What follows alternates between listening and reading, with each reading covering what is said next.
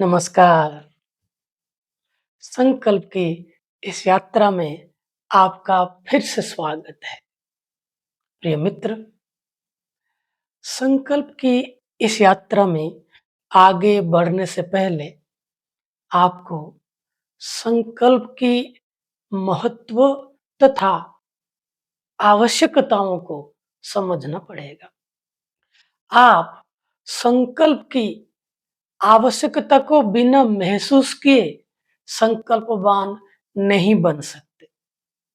जैसे कि आपके कोई मित्र, परिजन किसी काम को बहुत संकल्पवान होकर करने की सलाह दी, तो ये लगभग असंभव है कि आप वो काम को पूरा संकल्पवान होकर कर सकें। जब तक आपके अंदर से वो काम को करने की त्वरा पैदा नहीं हो, और ये त्वरा किसी के कहने से पैदा नहीं होता। ये आपके अंदर से महसूस होना चाहिए कि वो काम मेरे लिए पूरा दृढ़ संकल्प होके करना चाहिए। ये आपके अंदर की समझ और ज़रूरत ही बताएगा। इसलिए मेरे प्यारे मित्र, मैं आपको कहता हूँ, अगर आप संकल्पवान होना चाहते हैं, तो जीवन के अलग-अलग आयामों को जानें और उनकी आवश्यकता को भी गहराई से समझें। फिर आपके अंदर से संकल्प प्रकट होगा। तो चलिए, जीवन के अलग-अलग आयामों के बारे में थोड़ा बात करते हैं। मैं सिर्फ आपको दिखा सकता हूँ कि जीवन के ये बहुत सारे आयाम हैं, और आपको थोड़ा और मेहनत करके अपने जीवन के और अलग-अलग आयामों को ढूँढना पड़ेगा। जैसे कि जीवन का सामान्य आयाम है शरीर, फिर उसके बाद मन, फिर उसके बाद प्राण, फिर उसके बाद बुद्धि, फिर समझ।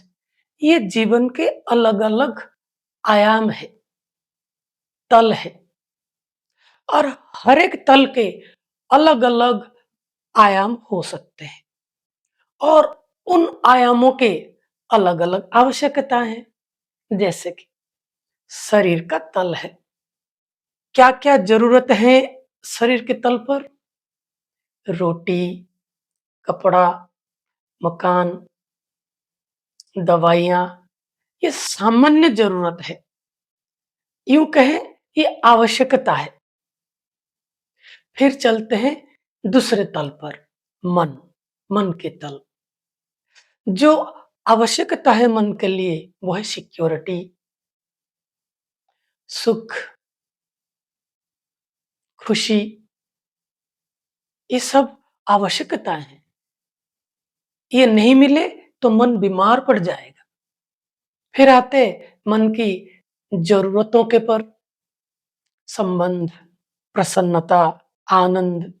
ऐसे ही चलते हैं बुद्धि के तल पर। बुद्धिमान होना अनिवार्य है। मूढ़ता, मूर्खता, ये नहीं चलेगा। आपको बुद्धि की विकास करनी ही पड़ेगी। फिर आया प्राण के तल। आपके पास सामान्य ढंग से ऊर्जा होना ही चाहिए, ताकि आप ठीक से देख सकें, कुपोषण ना हो, ऊर्जा की कमी ना हो।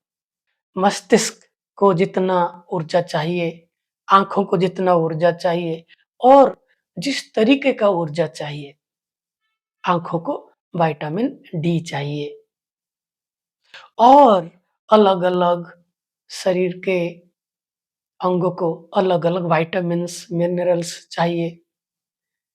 मन को कुछ और चाहिए, बुद्धि को कुछ और चाहिए।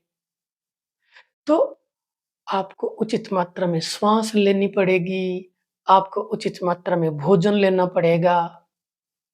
कुछ आवश्यकता है, कुछ ज़रूरत है, कुछ चाहत है, इन सबको ध्यान में रखना पड़ेगा।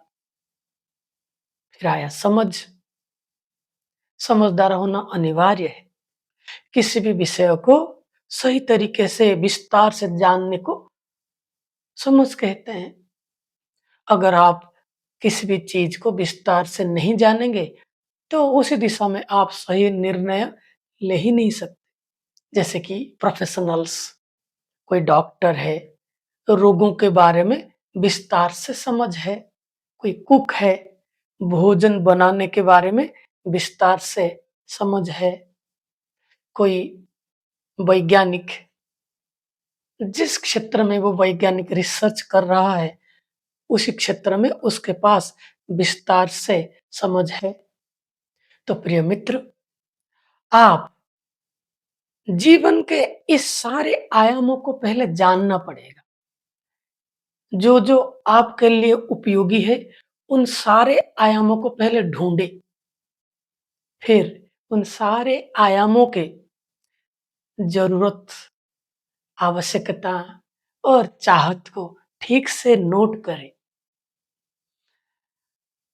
फिर आप पाएंगे कि किसकी आवश्यकता है, किसकी जरूरत है और किसकी चाहत है, और उसके लिए आप क्या कर सकते हैं। मेरा आपको एक छोटा सा विनती है कि आप एक नोटबुक अपने पास रखें और जो जो बातों को मैं पॉइंट आउट करता हूं कि इसके ऊपर विचार करें, उनको लिख लें, ताकि आप अपने संकल्प की यात्रा में जल्दी से गति कर सके। जैसे कि अभी हमने बताया कि एक नोटबुक लें और पहले आप अपने जीवन के सारे आयामों को लिखें कि किन किन आयामों में आप जीवन को जीते हैं और उनके क्या आवश्यकता है, क्या जरूरत है और क्या चाहत है। जीवन केवल आवश्यकता से नहीं चल सकता, जरूरतें भी होती है और चाहत भी होती है और होना ही चाहिए। अब हम पाषाण युग में नहीं हैं। जिस युग में हम हैं, हमें आवश्यकता से ऊपर उठ के जरूरत और जरूरतों से ऊपर उठ के चाहत तक आ चुके हैं। ठीक है, आप अगर अपनी सारी चाहतों को पूरी नहीं कर सकते तो आप जरूरतों को ही पूरी कर ले, और किसी कारण से जरूरतों को भी पूरी ना कर पाए तो आवश्यकता को पूरी कर ले। प्रिय मित्र, आवश्यकता वो चीज है जो जीवन को जीने के लिए चाहिए। जरूरत जीवन को थोड़ा और ठीक ठाक किया जा सकता है जरूरतों के माध्यम से, और चाहत जीवन को थोड़ा खुल के और विस्तार से जीने के लिए जो कुछ चाहिए, ये आपके ऊपर निर्भर है। तो प्रिय मित्र, आज हम जीवन के अलग अलग आयाम और उनके आवश्यकता, जरूरतें और चाहतों के बारे में जानने के प्रयास किया। अगले सत्र में हम इनको पूरा करने के लिए हम क्या कर सकते हैं और संकल्प का उदय कैसे हो सकता है, इसके बारे में हम अगले सत्र में बात करेंगे। आपने आपका बहुमूल्य समय फिर से दिया, इसलिए बहुत बहुत धन्यवाद। फिर मिलते हैं। प्रणाम।